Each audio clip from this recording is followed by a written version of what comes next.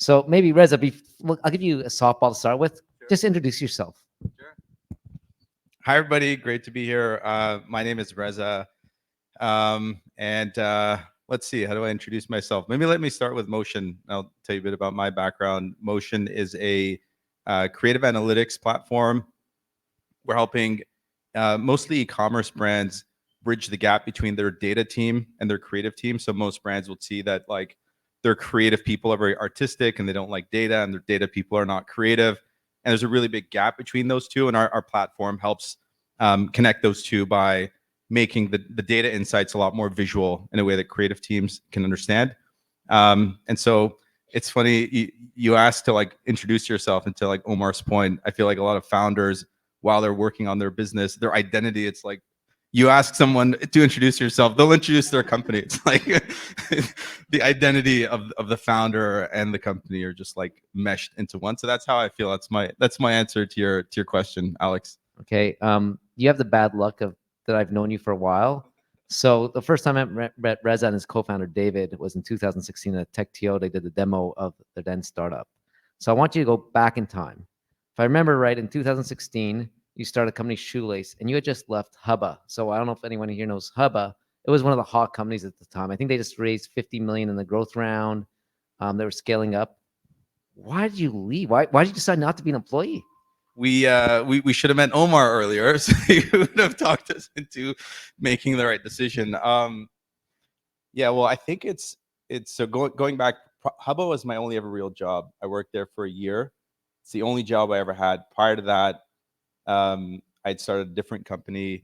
I dropped out of school to start that business. It was an Uber for laundry business, and so the idea was like we'd come to your house, pick up your laundry, deliver it back to you. And most of that business, I felt like I was just like a delivery guy. Like that's what that business became. And we were just going around like picking people's laundry up and delivering it back to them. And that was my day for like 5 years. But one of the interesting things that happened was that obviously when you don't have money, like you'll be resourceful as a founder. And so we had this idea that we wanted to go more online. This was like early web and mobile days. And so we wanted to try building this app in a way that people would just like order laundry online, not like call us. And so we didn't have money for developers, and just like ended up teaching myself how to code. And I built the entire platform, like the online ordering system, the tablets that we would use in our delivery vehicles, the whole thing. And so like that's when I fell in love with software. I ended up realizing like we're not making money in that business. So kind of like Omar, it's like at some point you need to get paid. And I also felt like it would be nice to get experience at a company. And so we ended up selling that business basically for peanuts to the dry cleaning partner that was doing the dry cleaning. And I got a job at Hubba as a developer, which I felt was like a huge win. And I looked at that personally as like, I didn't have a degree. I didn't really have like a successful company. But now I got a job as a developer. So I felt like now I could always get a job as a developer. I felt like that was like my insurance policy. And so after a year, I just like got the bug again. And so I felt like I had to do it. Ended up leaving with my two co-founders, David and Alex, who we all met at Hubba together.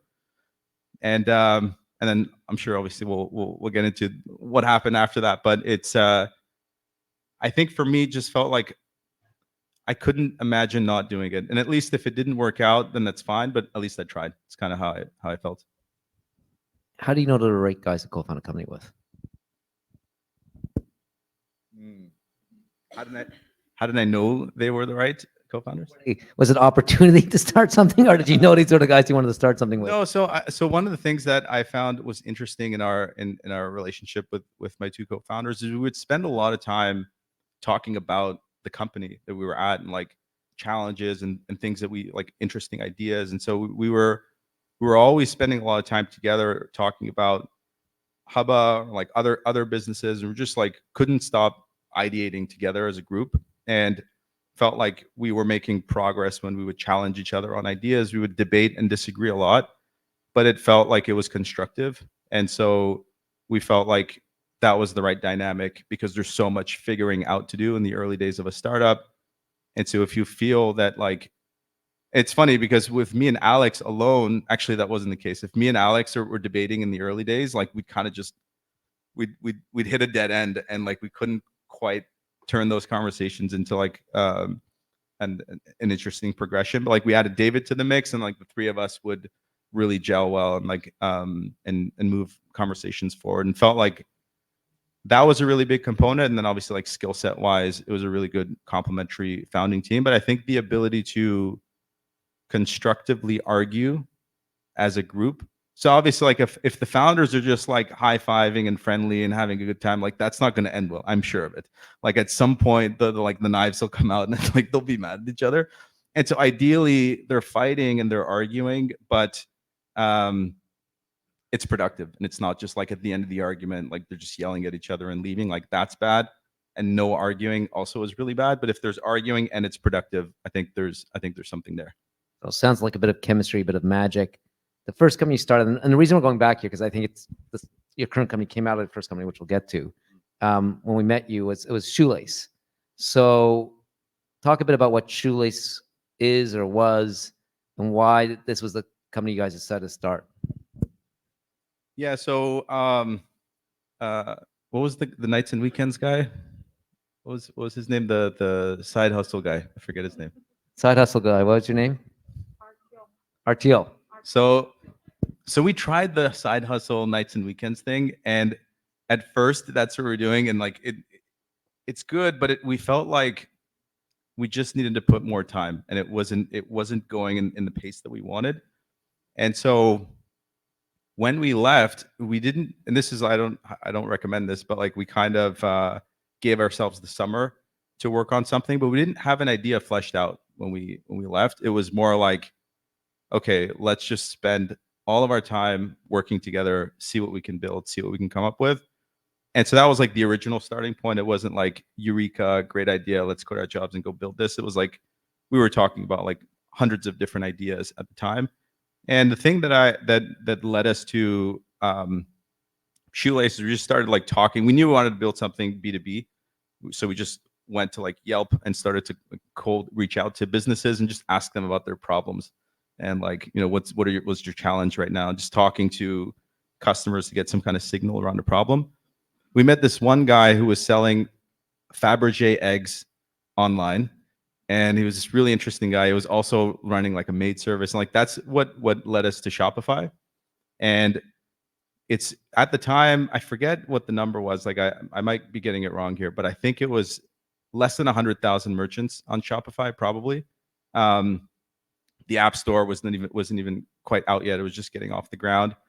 And so at the same time, so Shopify was just getting off the ground. We realized that. And then also Facebook was going more direct to advertiser. So now anybody can go to Facebook, buy ads directly on the platform. There was a time where you'd have to go through like a third-party partner.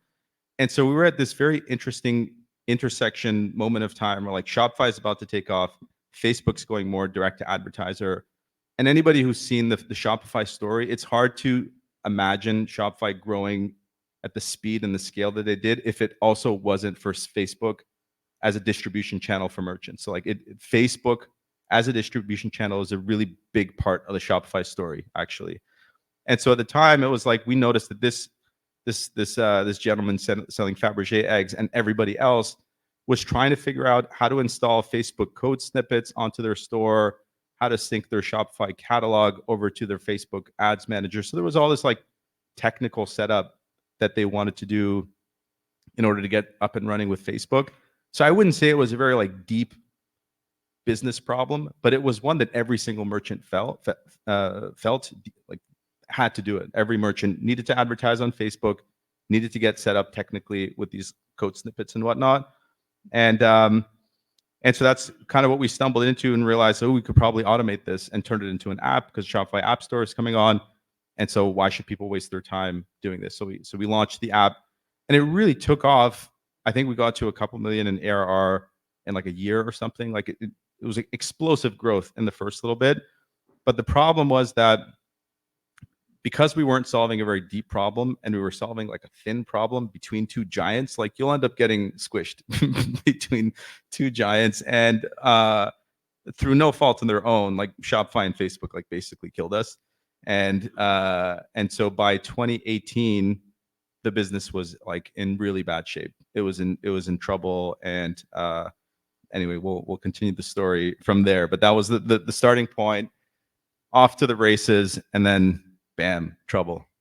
Okay, well, obvious next question. So what happens? Like, what do you say? Oh shit, we're done. Like 2018. How did you react? How did you figure a second act? Yeah, Did you so get a at second? that point, well, it was interesting because we had like thousands of merchants on the platform, and the thing that was really killing us was churn, and that's like the silent killer. At some point, even in the beginning, like churn was high, but we were just growing so fast in the early days that we just made up for it. At some point, churn catches up to you, and it's like, sorry, like you just can't grow anymore until you fix the churn problem. And so we looked at all kinds of different ways to pivot from there. Realized that the original idea was just not deep enough, and so we tried to go a little bit deeper. The main idea that we spent quite a bit of time on, which it was a very exciting pivot, but like it just was not the right time. It was this idea that how do we help merchants tell this like elaborate story across paid advertising channels instead of just like hitting people with the same ads over and over again? Could we help them build like how email marketing allows you to sequence stuff and say on day 1 I want to send this, on day 12 I want to send that. So we're calling it like the customer journey version of advertising, and like people were very fired up about that. Like our webinars were very popular. People would download our content in terms of the idea of the vision that we wanted to sell. Meanwhile, in the background, we're trying to scramble to figure out like, do we build a software around this? What does the software actually do? Like, so we had this vision that we were pitching to the market during that time, and it was creating a lot of momentum and buzz. But on the back end, from like the actual business, when someone's like, okay, like I'm coming up to your demo, like what is this? What do you do? The software wasn't quite there. It wasn't something people wanted to pay for and use. And so accidentally, what we ended up doing was saying, all right, while we figure out what we're going to build on the software side, we will do anything, whatever it takes, like keep a customer happy and keep them from churning. And so we just started doing a lot of services for them. So we'd like run their ads, we'd like do a lot of like help them with strategy, meanwhile charging like $100 a month or something, like tiny like software fees. So basically, and it's funny because during that time, everybody in the company could have told you this, but I was just like stubborn and only wanted to build software. The unspoken truth was that Shoelace is an agency. Like this guy just won't admit it. Like this thing is an agency. Like people are not staying for the software. They would churn if we don't do all the service for them. And so we did that, but still, like it wasn't it was an agency in practice, but like it was still bleeding money because we were not charging like an agency. We still were like charging like a software business, and so like trouble. The business was not doing well, burning cash, losing money, near death basically. And so at some point, it was like either this company dies because it's just no one's going to fund it anymore, like lay everybody off, or whatever, or accept the destiny that this thing is a marketing agency. And like that was actually very difficult for me to accept because it felt like a failure because I wanted to build software, and to accept that this thing became an agency was like that weighed on me in terms like a failure. I felt like, so I was very resistant to the last moment of keeping on to any hope to like make a software business work through that, but it wasn't happening. And so between death and agency, we picked agency. And what's fascinating is that like we started making lots of money right after that, because now we started charging people and adding more services and like priced like an agency.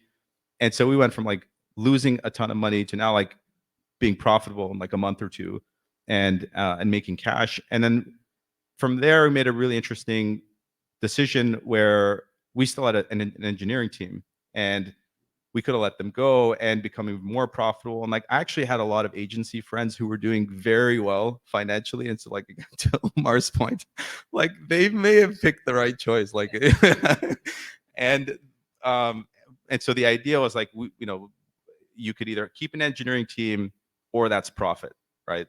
let go of the engineering team. Now this thing's like even more profitable, but couldn't bring myself to do it.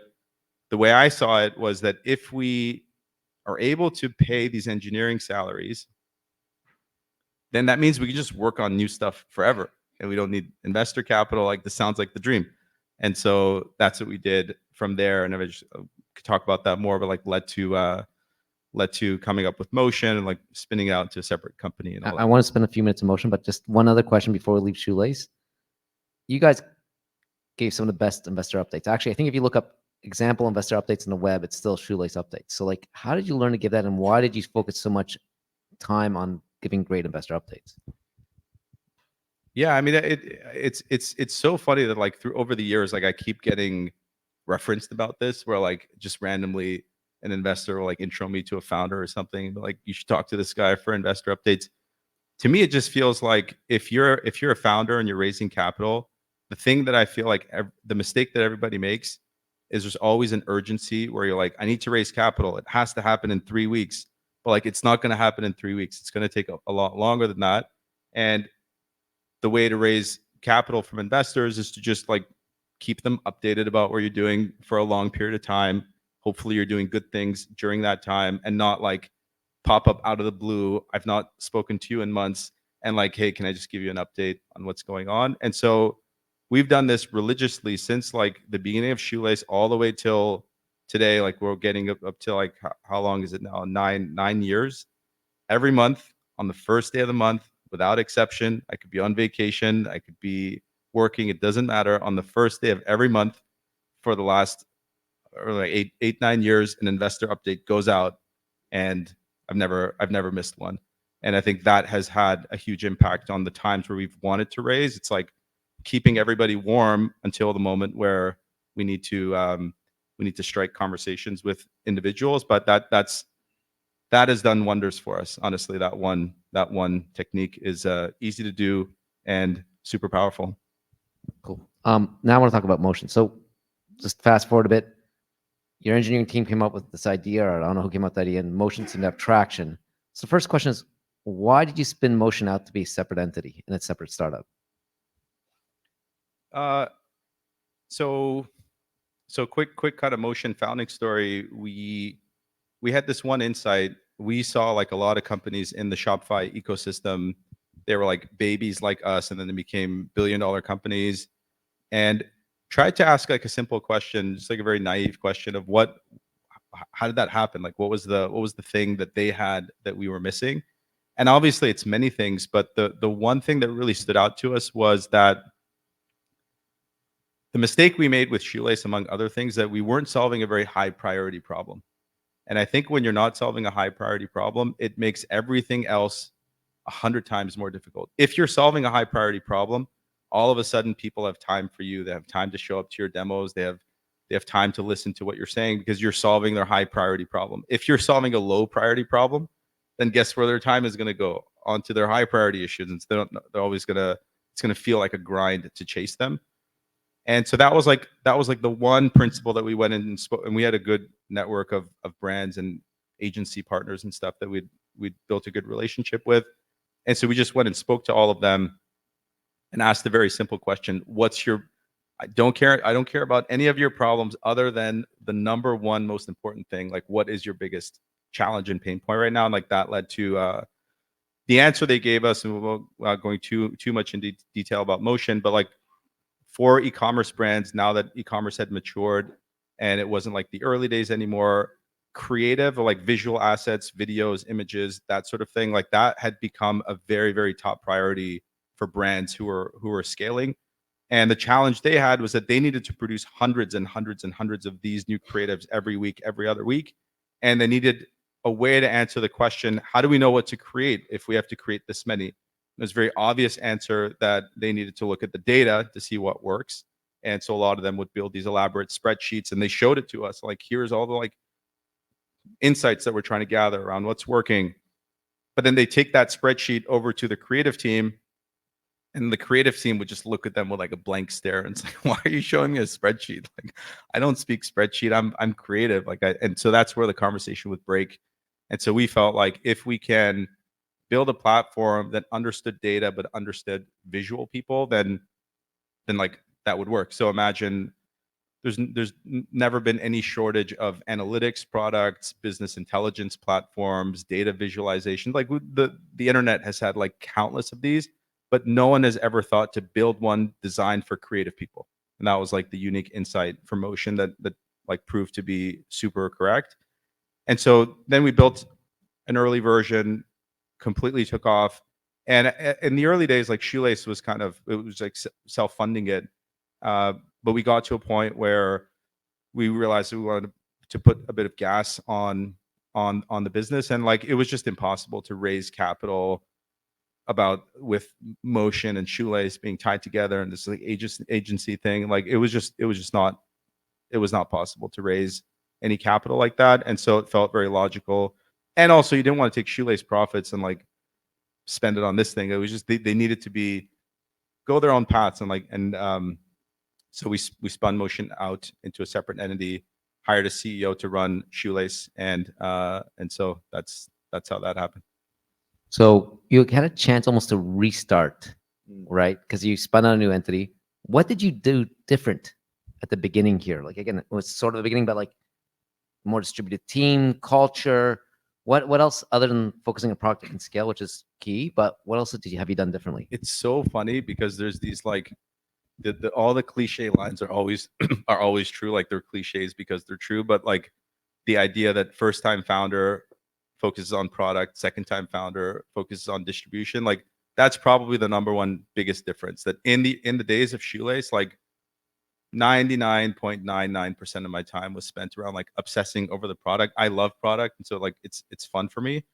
But I would say on the Motion side, in the early days, we were very, very obsessive about go to market and how are we going to like get this thing into people's hands.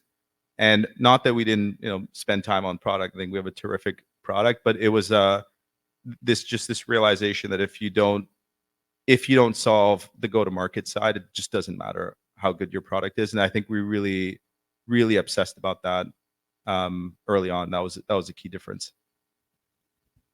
Was it all being just a rocket ship? Is it just like this? What's the biggest hiccup you've had, if you want to share? Biggest hiccup? Or biggest pain, or what biggest learning from Motion? This is famous last words. After I leave here, we're gonna have our biggest pains tomorrow, and they're like, I'm gonna regret it. So you can blame me. Yeah, no, but it's honestly, I think we'll hit some, and it's obviously inevitable, but it's just been strangely pushing a boulder down a hill. So like if Motion was just like pushing a boulder up a hill and grinding for years, this feels like we're just chasing the thing down the hill. And I think our team is great, and I think we do great work, and I think all of those things are there. But there's this like force of gravity that happens when the market just like wants what you've built, that it just like rips it out of your hands, and that's kind of what it feels like. I think somebody, it may have been in a blog post from Mark Andreessen, where he was answering the question of what's most important. Is it the product? Is it the team? Or is it the market? And so like there's a common idea that like team is everything, and if you have the right team, you could whatever. But his point, and I think we've really felt that with Motion, is that the most important thing, like, and it's not even close, is market, because a strong market can pull out a good product from a shitty team. And I believe that. Like that was his like perspective on it. And so for Motion, this thing just has to exist, and the market is telling us that. And for now, it's just like ripping it out of our hands, and that's how it feels. And it's like it's weird. It's not. We're still like adjusting to that. It's not what we're used to. One last question before I open it up to the crowd, because I'm sure there's better questions than I have. You talked about focus on distribution, and one thing I've seen is you focus a lot on community. How do and community is one of those buzzwords for the last 5-6 years. Build a community, and then your product will sell itself. How did you build the community? Yeah, so we had a bit of a head start with Shoelace, because it was like we ended up selling to the same group of people, so that was valuable. But I think the pattern is mostly the same at this point. I'm now talking in the context of, let's say, like B2B businesses. in any market, there's usually a number of people who are like well known there. So if you're selling to salespeople, there's probably a bunch of like sales influencers who a lot of salespeople look up to. Or if you're selling to product managers, there's probably a lot of product people who have like kind of become mini celebrities in their world of their discipline, that a lot of great product people in the discipline, for example, would look up to. And I think that's true for every industry. For us, that's true probably times 10, because our customers are direct response advertisers. These are people who are like performance marketing teams that part of their job is to find an edge against everybody else, which means that they have to be like always plugged into the cutting edge of like what's the latest best practice, what's the thing that I should be doing. And so there's this hunger for knowledge for any modern tech worker to be like, I want to try to excel in my job. And so who am I going to go to learn? And there's usually in any industry a number of people who come up who start to have like a bit of a following. Maybe they have a newsletter, maybe they have a YouTube channel, maybe they have a large LinkedIn profile and audience. So like, I think it's a combination of finding those people that have a bit of an audience, and then there's an element of creating or co-creating content with those people to basically put yourself, the executives, the founders, the brand into that story, that we are also contributing to like this cutting edge knowledge, let's say in whatever field we're in.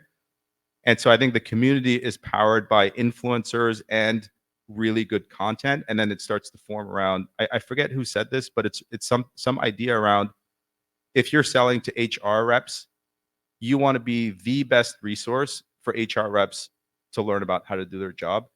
And so it's almost like I view it as a bit of a modern twist to SEO, that like in SEO you create content, you're hoping that like random people are going to search and fall upon your content.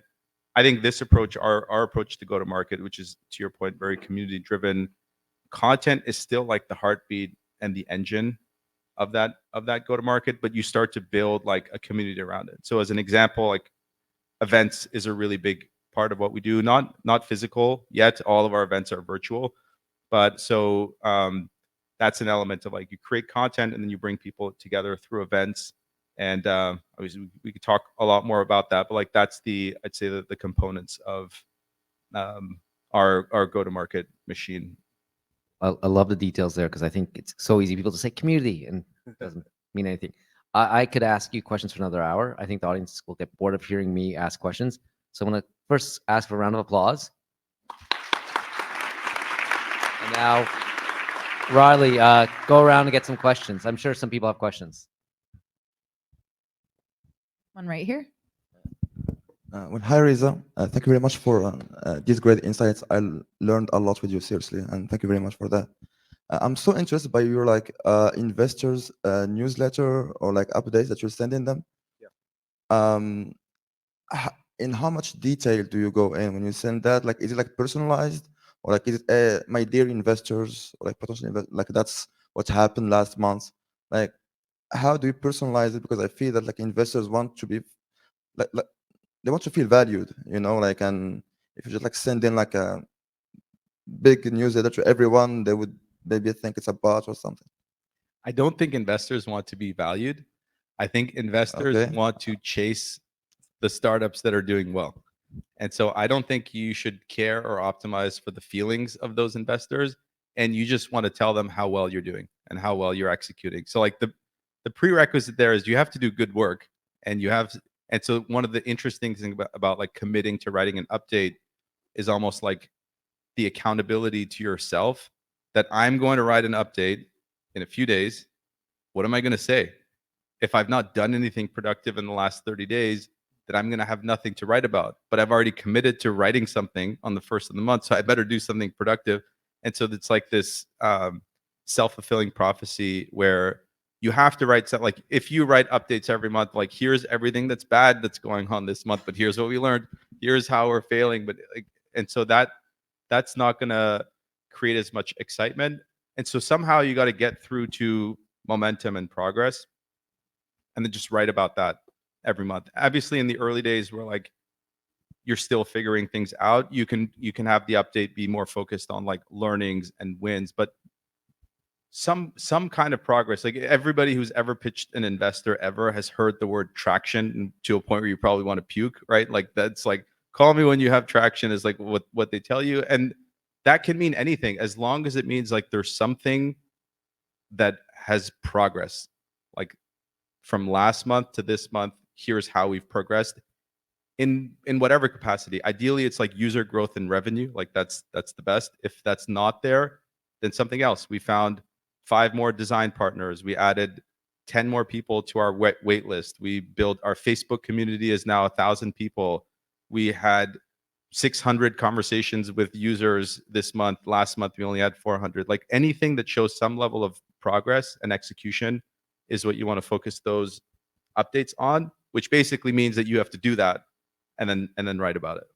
I'll just shout out one thing. If you do search like Shoelace investor update, I think there's templates out there. Yeah, you can search it, and there's like I think we basically published all our first 13 investor updates. We published them, and you can just read all of them and see the templates and stuff that we use. Thanks, Reza. I appreciate the candor and all the ups and downs of the story that you're sharing. Being in the digital advertising space, you are in one of the like frothiest areas of change, growth, innovation. You mentioned influencers and AI. I'm curious how those factors in particular are playing into advertising. Like, how are you seeing influencer advertising and also the impacts of AI on how merchants and beyond are thinking about how they advertise? Yeah, so I would say in performance marketing, where there's like lots of money at stake in the sense that you're deploying media spend and you're expecting a return, I think there is no question that AI is gonna transform the creative industry, the advertising industry. Like there's no question, but it's gonna be a bit slow in my opinion, because or at least from the standpoint where like humans are out of the picture. I think that's very unlikely to happen, because somebody still has to sign off on deploying like $1 million media spend budget or something, and so like you want to like have some checks there. But I think we'll start to see it in the editing platforms. Like that's where it'll happen first. So for example, you're a video editor, and actually I think we heard somebody building that company today. Like that's where it's going to start, where you're an editor and you're still doing editing work, but like AI gives you a bit of a turbo boost. And so instead of like spending 5 hours editing a video, you might spend 30 minutes editing video. I think it's going to compress that rapidly, but I think for some time there's still going to be jobs to do for people, and so that's not going away yet, in my opinion. But it's coming. But it's coming everywhere. It's coming everywhere in roughly the same way, in the sense that something that might take this much time to do is now going to take a lot less time, like a fraction of that time. Like more or less, I think that's the change that we'll see in our industry and probably most industries. One more. I'm going to take a question up here. 1 minute. Omar has a question.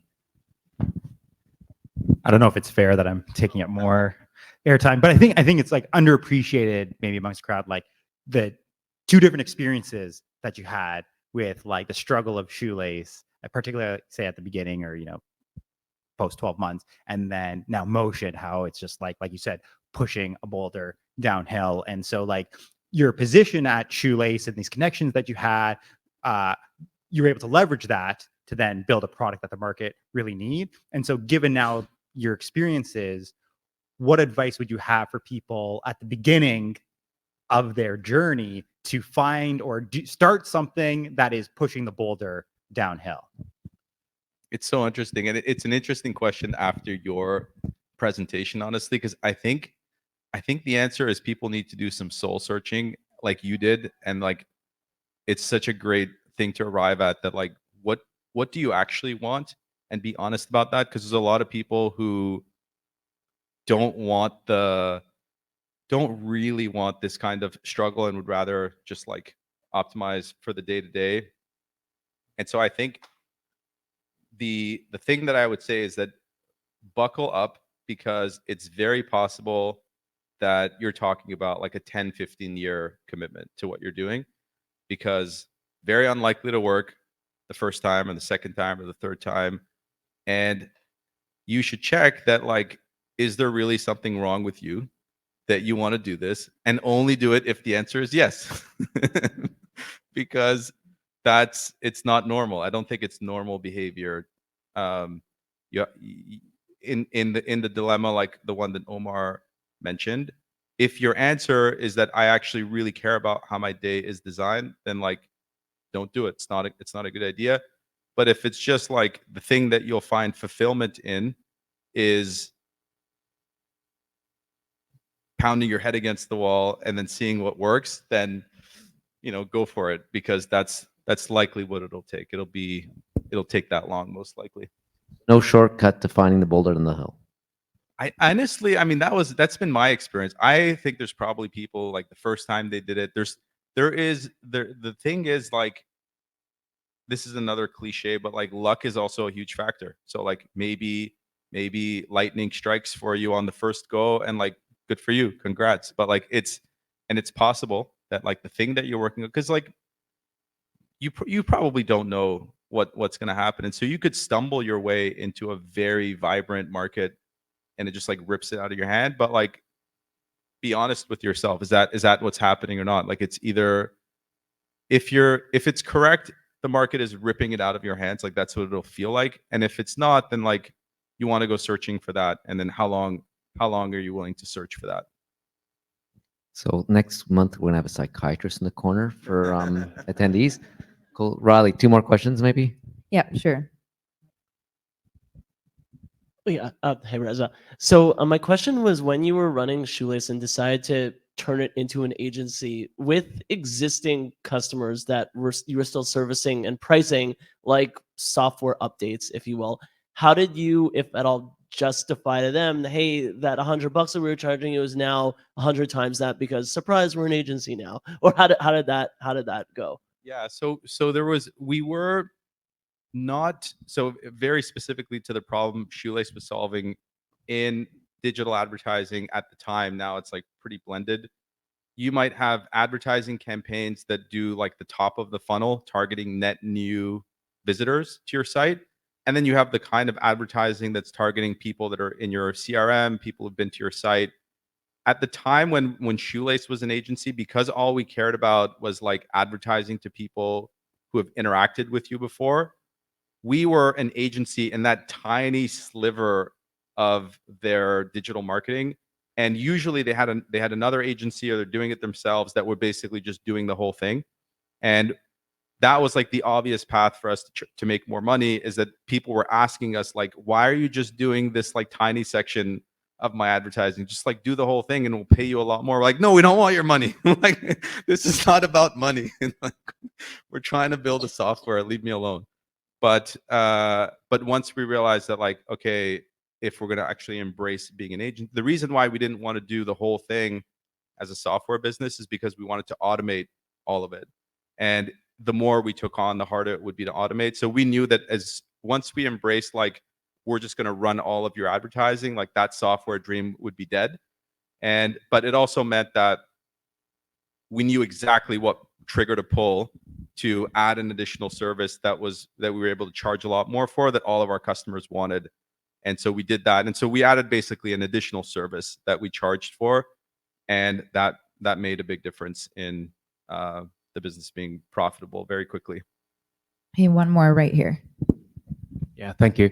So one more on the investor relationship part. So I just launched this week. I just landed my 4th customer as we were sitting here. And Congrats. I just wanted to ask, like, how do you get those investor relationships started? Because you kind of mentioned that you keep them updated for a long time. You develop that relationship and trust. They can see the progress. Mm-hmm. But how do you start those? Is it like at events like this, or for yourself? So the thing, this is another cliche so Motion has raised about $12 million so far, and we've never went to raise. We've never went to an investor and said, hello, we are raising.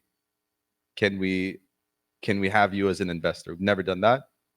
And so I think the way to do it is to never be in sell mode at least maybe sometimes be in sell mode right at the end when you have a bunch of people interested and you want to push them. But in the beginning, it's not going to happen where you're going to talk to an investor, they will get excited and they will write you a check. Like, probably safe to say that that's impossible and just won't happen. So the thing you want is like very low pressure. Their job is to take meetings, so they have to meet with you. If they don't meet with you, they're doing a bad job. So like, that's not that hard to get them to meet you and talk to you. And so all you want is to say, can I have a meeting with you? Can I show you what I'm working on? Can I put you on my investor update? That's it. That's the ask. And you keep doing that, and then you have like 200 investors on your update list, and you keep executing. You just like every month on the clock, on the first, send an update. We crushed it. We crushed it. We crushed it. You do that for long enough, and then you'll get some replies to those emails of like, hey, so you've been crushing it for months. Like, can we check in? Can you see how you're doing? Sure, why not? Or like, no, I'm heads down right now. Maybe later. Maybe can we talk in like next month, for example? Like, you have to switch the dynamic, and that's what gets them excited. Because like, the VC job is very interesting. It's like they're like bored and yawning, and like they're just pass. And then the ones that they want to invest on, they're like fighting each other to get into those deals. And like, you want to be among those ones that they're fighting for. And then the best way to do it is don't go begging them I'm for going to money. challenge you here, Reza. Like, you were already 9 years, 10 years into the journey then, right?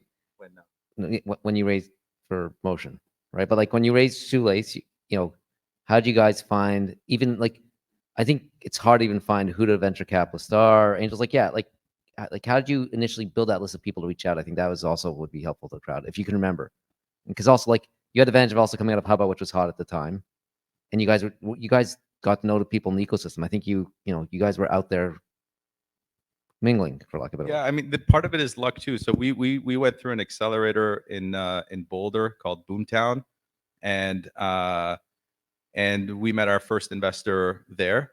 But it was similar kind of dynamic. We met the investor at the beginning of our accelerator program, and then just like kept everybody updated, including this investor towards the end of the program. And we just showed a lot of progress. And the funny thing about accelerators too, it's interesting because there's like a camaraderie between people in the batch, but there's also like fierce competition because the investors are looking at the batch and they're like, who are the best? I want to invest in the best. And so there's this like, ideally you want to be perceived as the best in whatever batch you're in. And I think you do that by keeping them updated. So yeah, I think I can't even remember how we got our first investors. How did we get you to invest? You wrote a small check into Shoelace. Do you remember how that happened? Well, you presented the TechTO. Oh, and then you invested after that? Yeah. Okay, nice. So Yeah. presented TechTO maybe. I think, how did we I'm trying to remember how we found you originally. Did you go through Arson DMZ at the point? We did go through DMZ. So either we found you at DMZ or Ben at Hubba said, hey, I actually don't think it was Ben because he was kind of pissed off you guys were leaving. That's a whole other story. Am I correct if I remember that correctly? I mean, it was like if I see Ben, I will apologize to him. It was a bit savage too. Like, but we waited until the round was closed. That was the And golden then round, right? Yes. Yeah. Okay. So he raised his $55 million round. I'm sure he was happy for a week or two. Then he realized we have to implement. Can I get a round of applause for Reza? Thank you. Thank you so much.